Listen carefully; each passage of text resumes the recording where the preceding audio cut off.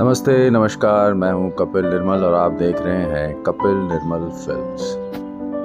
हमने अभी रिसेंटली अपने चैनल का नाम थोड़ा सा ऑल्टर किया है और आशा करते हैं कि आपको ये नाम भी अच्छा लगा होगा। मुंबई एक ऐसा शहर जो कभी रुकता नहीं, जहां भीड़ है, भागदौड़ है, लेकिन इन सब के बीच कुछ कोने ऐसे हैं जहां समय थम सा जाता है। हम बात कर रहे हैं मुंबई के ईरानी कैफ़ेज़ की, जो न सिर्फ खाने की जगह हैं बल्कि इतिहास के जिंदा दस्तावेज भी हैं। आज हम आपको लेके चलेंगे कुछ ऐसे मशहूर कैफ़ेज़ में जहां हर कप चाय के साथ बीते ज़माने की खुशबू मिलती है। 19वीं सदी के अंत और 20वीं सदी की शुरुआत में ज़ोरास्ट्रियन ईरानी लोग भारत आए। उन्होंने मुंबई में कैफ़े और बेकरीज खोली जो जल्द ही शहर के सांस्कृतिक केंद्र बन गए। यहाँ की टेबलें संगमरमर की होती थीं, टीन की ट्रे में चाय मिलती थी और हर कोने में एक कहानी होती थी। ये कैफ़े ना सिर्फ भूख मिटाते थे बल्कि लोगों को जोड़ते भी थे।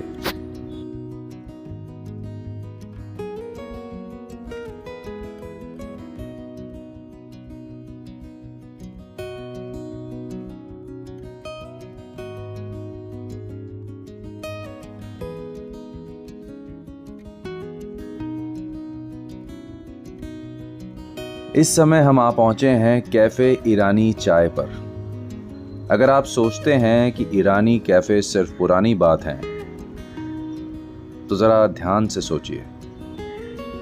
ये कैफ़े ईरानी चाय आपकी सोच को बदल देगा।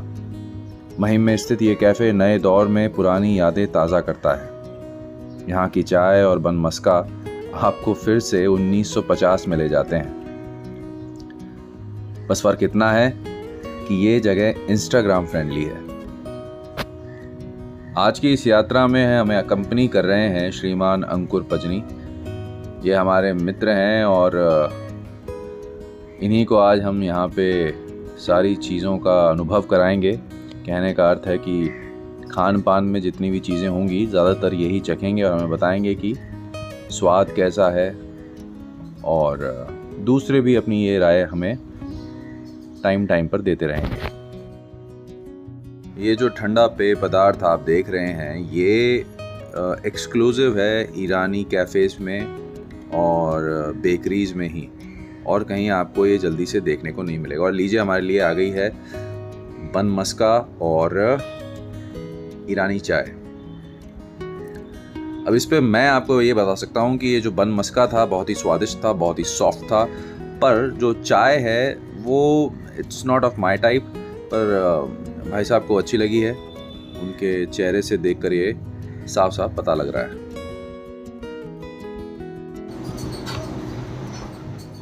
कैफ़े के बगल में हमें दिखे ये नारंगी और मौसमी का जूस निकालते हुए भाई साहब, तो हमने सोचा कि इन्हें भी थोड़ा सा नमस्ते बोल दिया जाए। थोड़ा सा शर्मीले स्वभाव के लग रहे थे। जब आप बांद्रा से क्रॉस ओवर करते हैं टाउन में, तो आपको एक जो डिफरेंस है वो साफ साफ दिखाई देता है, और वो है कि आपको टाउन में ऑटो चालक या ऑटो रिक्शा दिखाई नहीं देंगे। यहाँ पे सिर्फ टैक्सीज चलती हैं। यहाँ की रोड्स थोड़ी चौड़ी हैं, वेल मेंटेन्ड हैं, और थोड़ा सा ऐसा प्रतीत होता है क्योंकि टाउन है, पुराना शहर है, तो अच्छे से इसे डिज़ाइन किया गया है। जल्दबाजी में बनाया गया ऐसा दिखता नहीं। इस समय हम हैं प्लाज़ा सिनेमा के सामने, और ये वही प्लाज़ा सिनेमा है जहां पर 1993 में बॉम्ब ब्लास्ट हुए थे। 10 लोगों की जानें गई थी और 37 लोग घायल हुए थे, ऐसा बताया जाता है।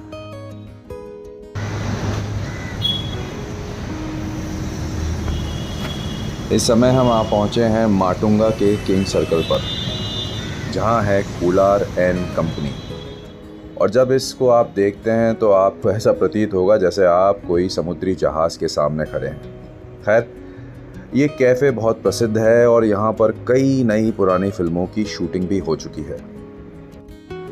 ऐसा भी बताया जाता है कि आसपास यहाँ पर 2-3 कॉलेज हैं, एजुकेशनल इंस्टीट्यूट्स हैं, जिसकी वजह से कूलर एंड कंपनी ने अपने डिशेस को थोड़ा सा मॉडिफाई किया है। अब यहाँ ग्रिल्ड सैंडविचेस मिलते हैं। थोड़ा सा जो नई जनरेशन के लिए जो नए तरीके हैं वो अपनाए गए हैं। हालांकि जो लुक एंड फील है वो अभी भी 1932 वाला ही है। जब आप कैफ़े में प्रवेश करेंगे तो आपको देखने को मिलेगी वो घंटी जो आपने थोड़ी देर पहले देखी होगी। दीवारों पर लगी बहुत सारी तस्वीरें जिसमें ओनर्स की तस्वीर है, सेलिब्रिटीज़ की तस्वीर है, धर्म से जुड़ी हुई तस्वीरें हैं। लकड़ी के बने आलों में पुराने सामान को सजा के रखा गया है। ऐसा प्रतीत होता है मानो जैसे उन्होंने पुरानी यादों को अच्छे से संजो के रखा है। जैसा कि मैंने बताया, इसकी लोकेशन बहुत ही यूनिक है और यहाँ पर बैठकर आपको एक कहते हैं ना पुराने मुंबई की वाइब आएगी। ये जो लाल कपड़ा है, जो चेकर्ड कपड़ा है, ये भी थोड़ा सा नॉस्टैल्जिक आपको बनाता है। हमने ऑर्डर की थी कड़क चाय, देसी वाली, नॉट ईरानी चाय, बिकॉज़ मैंने पहले ही कहा था कि ईरानी चाय में दूध थोड़ा ज़्यादा होता है तो वो मुझे अच्छे से पसंद नहीं आ रही थी। तो मैंने कहा कि भैया हमें तो कड़क चाय पिला दो। तो ये साहब अपनी फ़ोटोग्राफी कर रहे हैं, which is very important. Overall मैं कूलर एंड कंपनी के बारे में कहूँगा कि एक्सपीरियंस डिसेंट था। खाने पीने में वाद विवाद हो सकता है, लोगों को अच्छा लग सकता है, बुरा लग सकता है, पर जो एम्बियंस है वो बहुत ही शानदार, खूबसूरत और अट्रैक्टिव है आज की तारीख में भी।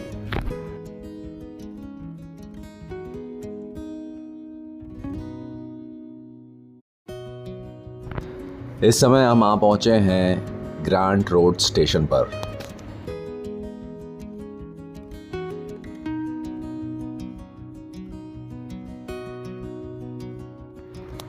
इस समय हम खड़े हैं बी मरवन एंड कंपनी के सामने। ये मुंबई के सबसे पुराने और सबसे प्रतिष्ठित ईरानी कैफ़े में से एक है। इसकी शुरुआत हुई थी 1914 में। यह कैफ़े ग्रांट रोड स्टेशन के सामने स्थित है और आज भी उसी पुराने अंदाज में और पुराने स्वाद के लिए मशहूर है। यहाँ पे खाने पीने की जो स्पेशलिटीज़ हैं, खासियतें हैं, उसके बारे में बात करें तो यहाँ का सबसे ज़्यादा मशहूर है मावा केक, जो एक देसी शैली का स्पॉन्ज केक होता है जिसमें मलाई होती है, खोया होता है, इलायची की खुशबू आती है। इसके अलावा यहाँ आप बन मस्का, पैटीज़, पफ्स और ईरानी चाय भी पी सकते हैं। ख़ास बात यह है कि सारे बेक्ड आइटम्स ताज़े होते हैं और रोज़ाना खुद की ही बेकरी में बनाए जाते हैं। सन 2014 में ऐसी खबरें आई थीं कि ये कैफ़े बंद हो जाएगा क्योंकि बिल्डिंग की लीज़ ख़त्म हो रही थी। लेकिन ऐसा बताया जाता है कि लोगों के प्यार, मीडिया सपोर्ट और प्रशासन की मदद से ये कैफ़े फिर से जारी रहा और आज भी उसी शान से चल रहा है।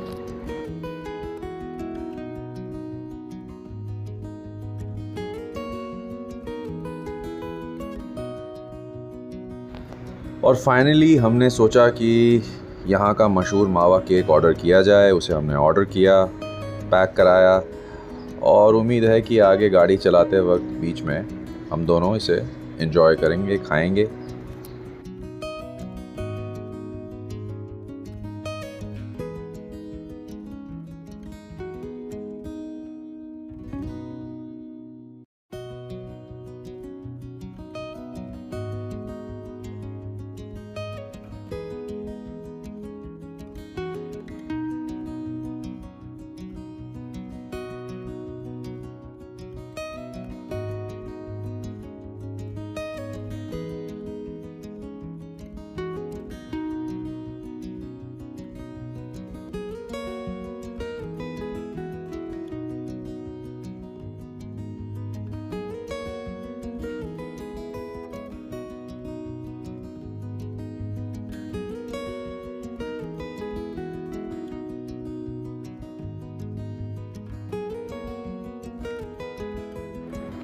इस समय हम आ पहुँचे हैं ससानियन बुलॉन्जरी।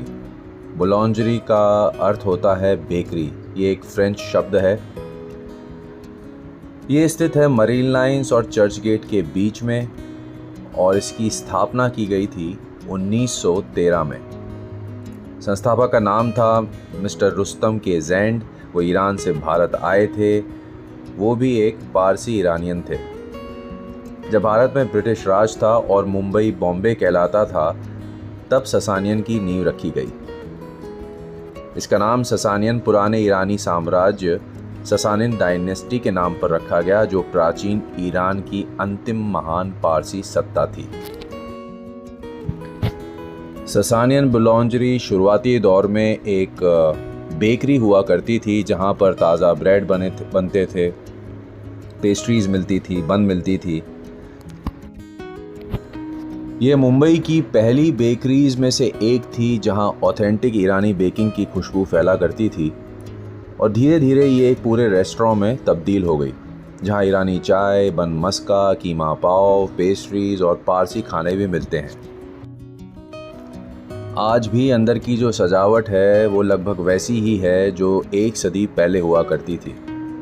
पुराने लकड़ी के फर्नीचर देखने को मिलेंगे, नीले सफ़ेद मोज़ैक का फर्श है, दीवार पर लगी घड़ियाँ और मिरर पारसी ईरानी संस्कृति की झलक, और साथ में वो संगमरमर की जो टेबलें हैं वो भी यहाँ आपको अच्छे से देखने को मिलती है।